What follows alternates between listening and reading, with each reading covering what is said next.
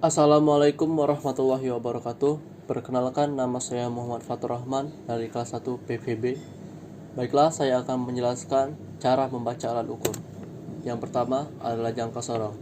Jangka sorong biasa digunakan untuk mengukur ketebalan benda-benda yang tipis, mengukur diameter bagian dalam atau bagian luar pipa, dan untuk mengukur kedalaman satu pejantan yang sempit. Jangka sorong memiliki ketelitian 0,1 mm. Kemudian, di sini adalah bagian-bagian dari jangka sorong. Yang pertama adalah rahang dalam atau rahang atas, baut pengunci rahang, skala utama, tangkai ukur kedalaman, skala nonius atau skala vernier, dan rahang luar atau rahang bawah. Kemudian, cara membaca skala utama. Lihat gambar di atas, 21 mm atau 2,1 cm. Merupakan angka yang paling dekat dengan garis 0 pada skala vernier atau skala nonius persis di sebelah kanannya. Jadi skala utama yang terukur adalah 21 mm atau 2,01 cm. Membaca skala nonius atau skala vernier. Lihat gambar di atas dengan seksama.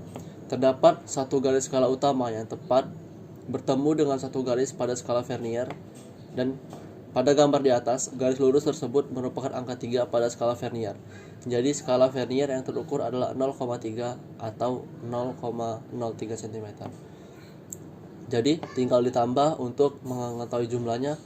21 mm ditambah 0,3 mm sama dengan 21,3 mm, yaitu skala utama langsung ditambahkan skala nonius. Ini adalah contoh, ini skala utama dan ini skala nonius. Ini juga merupakan contoh skala utama dan skala nonius. Jangka sorong terbagi menjadi dua jenis, yaitu jangka sorong manual dan jangka sorong digital. Jangka sorong manual seperti yang telah dijelaskan tadi. Kemudian yang kedua, mikrometer skrup. Mikrometer skrup adalah alat pengukuran yang terdiri dari skrup terkalibrasi dan memiliki tingkat kepresisian atau tingkat ketelitian 0,01 mm atau 10 pangkat mm. Di sini adalah bagian-bagian dari mikrometer skrup. Yang pertama ada anvil, kedua spindle, lock nut, sleeve, thimble, dan bracket. Kemudian ini adalah fungsi dari bagian-bagian tersebut. Yang pertama, anvil, bagian poros yang tidak bergerak. Objek yang ingin diukur ditempelkan di bagian ini, dan bagian proses geser didekatkan untuk menyepit objek tersebut.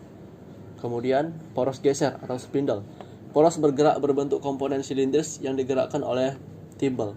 Ketiga, pengunci, lock nut, bagian yang dapat digunakan untuk mengunci pergerakan poros geser. Sleeve, bagian statis berbentuk lingkaran yang merupakan tempat ditulisnya skala pengukuran. Thimble, bagian yang dapat digerakkan oleh tangan penggunanya.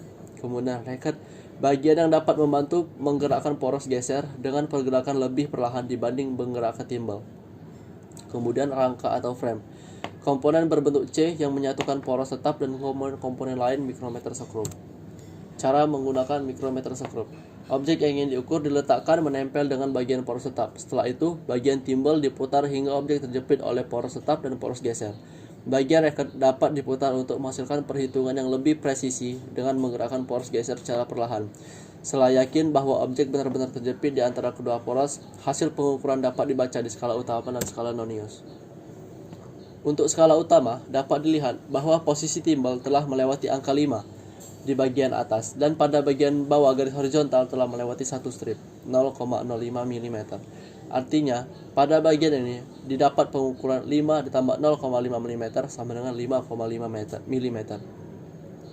Pada bagian kedua terlihat garis horizontal di skala utama berhimpit dengan angka 28 di skala nonius. Artinya, pada skala nonius didapatkan tambahan panjang 0,28 cm. Jadi, 5,5 ditambah 0,28 sama dengan 5,78 mm dengan ketelitian sebesar 0,01 mm. Ini adalah contoh skala utamanya adalah 4, skala noniusnya adalah 0,30. Jadi, 4 ditambah 0,3 sama dengan 4,30. Ini juga sama, 1,5 ditambah 0,3 sama dengan 1,80. Jadi kesimpulannya adalah perbedaan antara jangka sorong dan mikrometer skrup adalah pada ketelitiannya. Apabila jangka sorong ketelitiannya 0,01 mm, sedangkan pada mikrometer skrup ketelitiannya 0,01 mm. Terima kasih.